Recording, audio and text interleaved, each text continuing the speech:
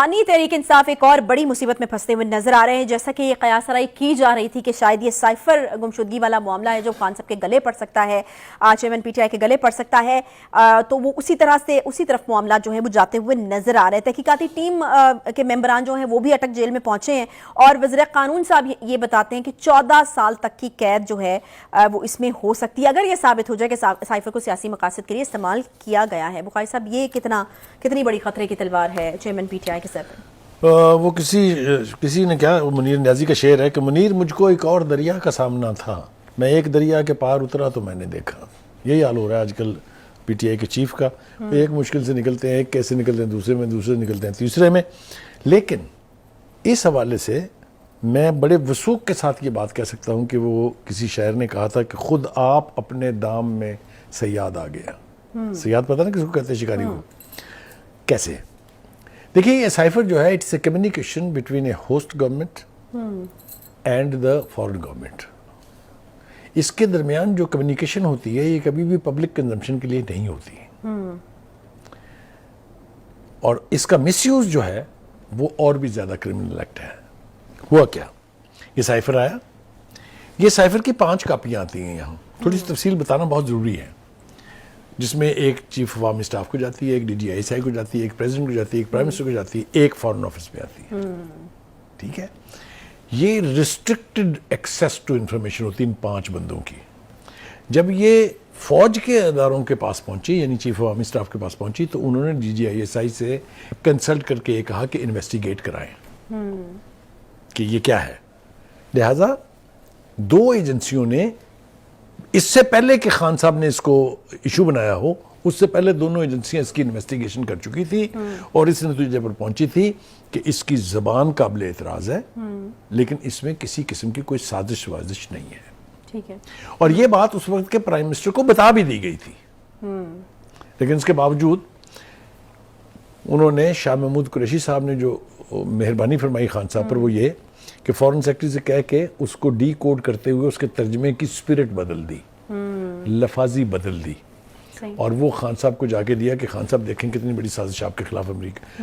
ان کا خیال یہ تھا کہ چونکہ پاکستان کی عوام ہمیشہ سے اینٹی امپیریلزم رہی ہے، امریکہ کے خلاف چڑھ دوڑتے ہیں بغیر سوچے سمجھے، لہذا انہوں نے خان صاحب کو یہ پٹی پڑھائی کہ آپ اس کو بیانیہ بنائیں کہ جی یہ میں چونکہ ماسکو چلا گیا تھا اس لیے یہ امریکہ کو بہت تکلیف ہو گئی ہے، اور امریکہ نے یہ سازش کی۔ میں نے پہلے بھی ایک پروگرام میں کہا تھا، بلکہ ایک سے زیادہ مرتبہ کہا تھا، کہ جب سپر پاورز خاص طور سے امریکہ سازش کرتا ہے، پوری تاریخ ہے اس کی، میں نے حوالہ بھی دیا تھا کہ انویزیبل گورنمنٹ ایک کتاب ہے جو امریکہ کے جو یعنی سی آئی اے کے ڈائریکٹر تھے انہوں نے لکھی ہے، وہ فارمر ڈائریکٹر نے۔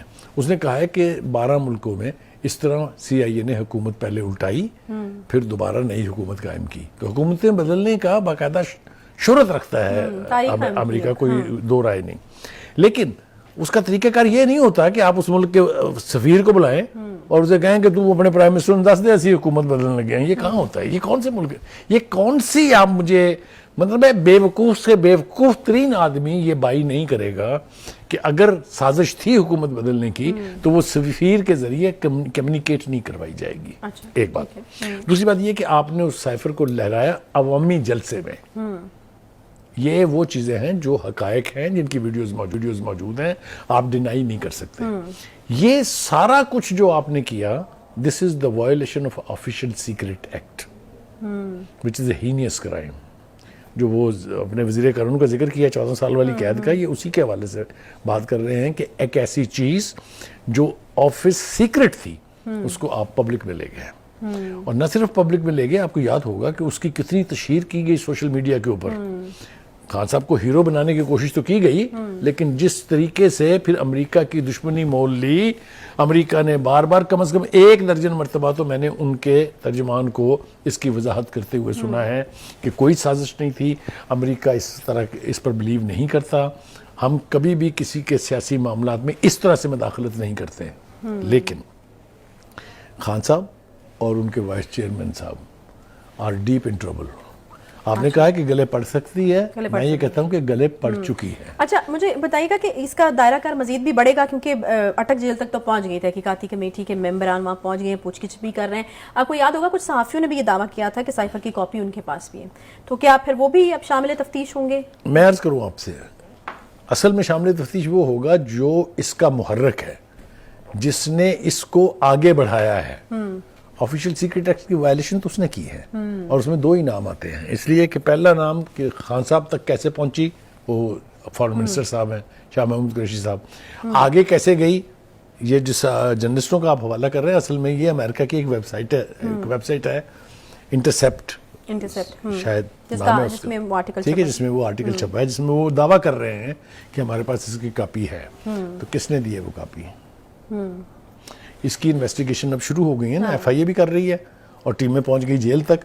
یہ آنے والے دنوں میں اس کے حوالے سے بہت سے خوفناک حقائق ہمارے سامنے. وہ تو اپنا سورس کچھ ڈیفرنٹ بتاتے ہیں اس سے. نہیں, وہ مطلب وہ تو نہیں بتائیں گے نا, وہ تو کہتے ہیں, میں کہہ دیتا ہوں نا, آپ جو وہ یہ کہتے ہیں کہ جی ہمیں فوجی ذرائع سے ملی ہے.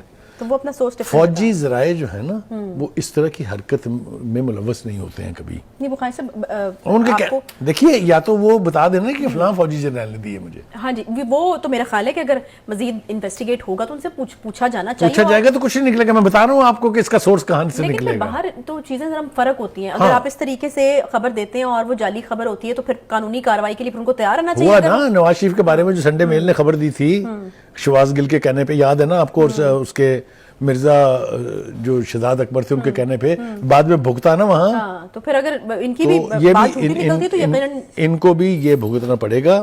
اور میں آپ کو یہ بتا رہا ہوں کہ یہ معاملہ اتنی جلدی ان کے گلے سے اترے گا نہیں. ٹھیک ہے جی. اب آگے جناب دوسرا جو ایشو ہے وہ ہے توشہ خانہ کی گھڑی کی رسیدیں. بی بی نے فرما دیا ہے, یہ آج انویسٹیگیشن میں, آج میں شامل ہو گئی تھی تفتیش میں, کہ جی میں نے تو نہیں, وہ ویڈیو پہ بعد میں آتے ہیں, کہ ہم نے تو نہیں دی جی وہ رسیدیں. تو کس نے دی تھی؟ توشہ خانہ. اب آپ کل کو اگر یہ کہہ دیں کہ توشہ خانے سے تو ہم نے کبھی کوئی تحفہ لیا ہی نہیں, تو who will believe, who will trust it. ٹھیک ہے, رسیدیں جمع کروائی گئی تھی, کہا گیا تھا. وہ اب اس لیے کہہ رہے ہیں کہ ہم نے نہیں کروائی کیونکہ جس دکان کی وہ رسیدیں تھی جو جعلی بنائی گئی تھی, اس کے مالک نے بیان دے دیا ہے باقاعدہ آفیشلی کہ میرا کوئی تعلق ان رسیدوں سے نہیں, نہ مجھے کوئی علم ہے. صحیح. اس کے بعد وہ جو فاروق صاحب ہیں, وہ جو خریدار ہیں اس کے, عمر فاروق صاحب, انہوں نے بھی جو کچھ کہا ہے وہ آپ کے سامنے ہے سارے. تو اس کو چھپانا اور اس سے جان چھڑانا بھی اتنا آسان نہیں ہے. دوسری طرف انہوں نے کہا, جب حوالہ دیا گیا ان کو کہ جناب یہ سنیے ذرا یہ ویڈیو میں آپ کیا کہہ رہی ہیں, تو کہا یہ تو میری آواز ہی نہیں ہے. یہ انہوں نے 1 سال تک تو نہیں کہا. ویڈیو تو بہت دیر پہلے آئی تھی نا, تب تو نہیں کہا. یہ چیز فورینزک میں پتہ چل جائے گا 1 منٹ میں. آپ دیکھیے آیا لے, اس طرح کا جھوٹ بولا نہیں جا سکتا. فورینزک تو 2 منٹ میں دودھ کا دودھ اور پانی کا پانی مطلب کرنے کی. ہاں, میرا مطلب ہے اس کے اندر بھی بہت جلدی ہم لوگ سن لیں گے کہ یہ آواز ان کی ہے یا نہیں ہے. اور یہ اگر آواز انہی کی ہے تو پھر کہانی کس طرف کو جائے گی اس کے بارے میں کوئی ابہام نہیں ہے. اب آ جائیے جناب ذرا اسلام آباد ہائی کورٹ کی طرف. وہاں انہوں نے جو شہریار افریدی صاحب ہیں اور شامدانہ ہیں, جو ان کی خلاف جو ایم پی او کا یعنی حکم نامہ تھا, اس کو معطل کر دیا. پہلی بات تو یہ ہے کہ 2018 کے بعد سے, جیسا میں نے شروع میں کہا تھا, بہت نئے نئے رواج پڑ رہے ہیں. جو کیسز ہوئے نہیں ہیں ابھی ان میں ضمانت, جن کیسز کا آپ کو پتہ نہیں ہے ان میں ضمانت. آپ ایک کیس میں ضمانت لینے جائیں, درجن بھر کیسز میں ضمانت. یہ نئے رواج ہے نا, یہ ان کا قانون سے, آئین سے یہ ریلیف اسی طریقے سے ملا ہے. ایبسلیوٹلی. جب ڈی سی کسی کو ایم پی او 3 کے تحت نظر بند کر دے, اس کی ضمانت نہیں ہے. وثوق سے کہہ رہا ہوں آپ کو, یہ نئے رواج ہے. یہ پڑھ رہے ہیں تو ہم قانون کا مذاق اڑانے کی بہت ساری روایات اور ہیں. یوٹیوب پر گوگلی نیوز دیکھنے کے لیے youtube.com کی سرچ بار میں googly news T V type کریں. گوگلی نیوز کے پیج پر سرخ رنگ کے سبسکرپشن والے بٹن پر کلک کرنا نہ بھولیے. یوٹیوب پیج پر اپلوڈ ہونے والی ویڈیوز سے باخبر رہنے کے لیے بیل آئیکن پر کلک کیجیے. آپ کو ہر نئی ویڈیو کے بارے میں نوٹیفیکیشن موصول ہو جائے گا.